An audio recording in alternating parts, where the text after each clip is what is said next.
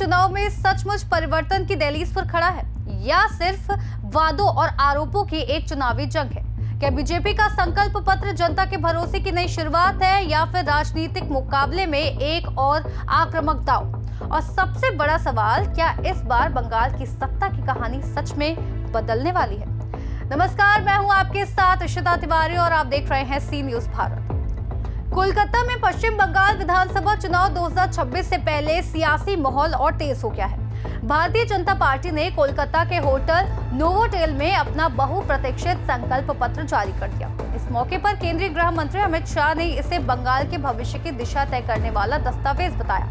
BJP ने अपने इस घोषणा पत्र को भरोसे का शपथ पत्र नाम दिया है और दावा किया है कि ये राज्य को भय और निराशा से निकालकर विकास और स्थिरता की ओर ले जाने की रूपरेखा है। इससे पहले पार्टी ने टीएमसी सरकार के 15 साल के शासन पर चार्जशीट जारी कर सियासी टकराव को और तीखा कर दिया था।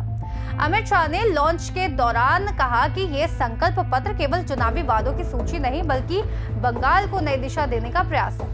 उनके मुताबिक ये दस्तावेज किसानों, युवाओं, बेरोजगारों और असुरक्षा के माहौल में की जा रही महिलाओं के लिए उम्मीद की नई राह खोलता है। उन्होंने ये भी कहा कि जनता ने बदलाव की उम्मीद में ममता बनर्जी को 3 बार अवसर दिया, लेकिन आज हालात ऐसे हैं कि लोग खुद को निराश और असुरक्षित महसूस कर रहे हैं और अब बदलाव की मांग तेज हो चुकी है। चलिए अब बता देते हैं कि आखिर बीजेपी के 6 प्रमुख वादे क्या कह रहे हैं। बंगाल से भय को खत्म किया जाएगा, भय की जगह भरोसा कायम होगा, सरकारी सिस्टम की जवाबदेही तय होगी, हर घोटाले और हर रेप केस की फाइल खुलेगी और जांच होगी, घोटालेबाजों की जगह जेल में होगी, हर भ्रष्टाचारी जेल जाएगा, बंगाल में घुसपैठियों को निकाला जाएगा, पश्चिम बंगाल में 7वां वेतन आयोग लागू करेंगे। अमित शाह ने कहा कि संकल्प पत्र विकसित भारत के विजन का हिस्सा है और इसमें राज्य के आर्थिक और सामाजिक पुनर्निर्माण की दिशा दिखाई देती है।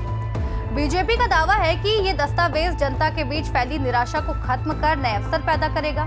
इस कार्यक्रम में पार्टी के वरिष्ठ नेता शुवेंदु अधिकारी समेत कई प्रमुख नेता मौजूद रहे, जिससे ये स्पष्ट संकेत मिला कि बीजेपी इस चुनाव को पूरी ताकत के साथ लड़ने के मूड में है।